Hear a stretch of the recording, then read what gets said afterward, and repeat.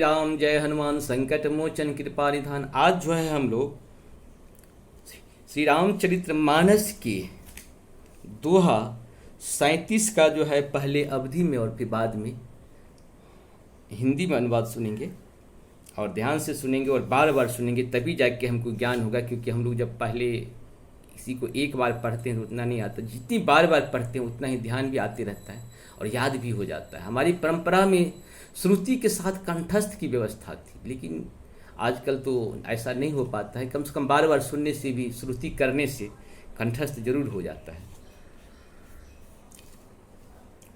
पुलक बाटिका बाग बना सुख सुविहंग विचारु, माली सुमन स्नेह जल सीचतिलोचन चारु। मंगल भवन मंगलहारी द्रवहु सुदशरथ जिर बिहारी। कथा में जो रोमांच होता है वही पाटिका बाग और वन है, और जो सुख होता है वही सुंदर पक्षियों का विहार है। निर्मल मन ही माली हैं जो प्रेम रूपी जल से सुंदर नेत्रों द्वारा उनको सींचता है। जे गावहि यह चरित्र सभारे, ते यही ताल चतुर रखबारे। सदा सुनहि सादर नर नारी, ते सुरभर मानस अधिकारी। जो लोग इस चरित्र को सावधानी से गाते हैं वे ही इस तालाब के चतुर रखवाले हैं, और जो स्त्री पुरुष सदा आदर पूर्वक इसे सुनते हैं वे ही इस सुंदर मानस के अधिकारी उत्तम देवता हैं। अति खल जे विषय बग कागा, यही सर निकट न जाहि अभागा। संबुक भेक सेवार समाना, यान विषय कथा रस नाना। जो अति दुष्ट और विषयी हैं वे अभागे बगुले और कौवे हैं, जो इस सरोवर के समीप नहीं जाते, क्योंकि जहाँ इस मानस सरोवर में घोंगे मेढक और सेवार के समान विषय रस की नाना कथाएं नहीं है। तेही कारण आवत ही हारे कामी काक, वलाक विचारे आवत एहि सर अति कठिनाई। राम कृपा बिनु आए न जाई। इसी प्रकार विचारे कौवे और बगुले विषय लोग यहाँ आते हुए हृदय में हार मान जाते हैं, क्योंकि सरोवर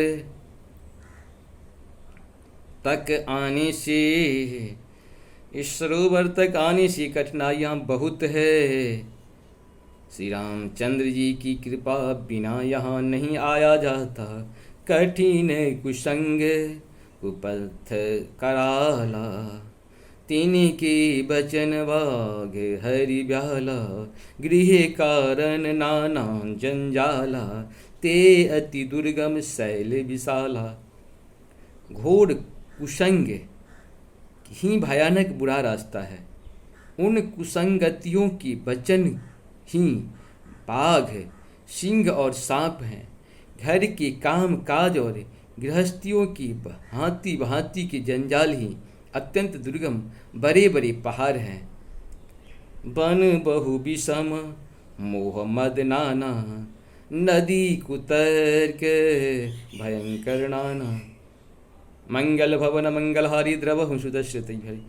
मोह मद और मान ही बहुत सी विरह बन है, और नाना प्रकार के कुतर्क ही भयानक नदियाँ हैं। इस प्रकार से भगवान का हम लोग ध्यान करते हैं, बहुत अच्छा लगता है। हम लोग बहुत भाग्यशाली हैं। इस भाग्य का हम लोग कहीं न कहीं उपयोग करें, क्योंकि हम लोग सत्य सनातन में जन्म ही नहीं लिए, साथ साथ पृथ्वी किसी भी कोना में जन्म लिए। पृथ्वी पे तो भगवान का ही पृथ्वी है, और उस पर हमने जन्म लिया है सत्य सनातन में। अगर भारत में जन्म लिया है तो और ज़्यादा भाग्यशाली हैं। और हम तो कहते हैं विश्व के किसी भी देश में सत्य सनातन हो, एक बार भारत भूमि का दर्शन जरूर करो। यहाँ आके कम से कम तीर्थ का स्थान का दर्शन जरूर करके जाओ। यहाँ से अगर जाओगे तुम्हारा मुक्ति जरूर मिलेगा, भगवान की कृपा तुम्हारे पर जरूर होगा। ऐसा हो नहीं सकता है कि भगवान की कृपा तुम्हारे पर नहीं हो। भगवान हमारे बहुत बड़े हैं, और दुनिया के जितने भी सत्य सनातन के लोग हैं, मेरा निवेदन है कि भारत का दर्शन जरूर कीजिए। सत्य सनातन की माँ है भारत। रहते तो सभी जगह हैं लोग, लेकिन माँ का प्रणाम किए बिना मेरा मुक्ति नहीं मिल सकता।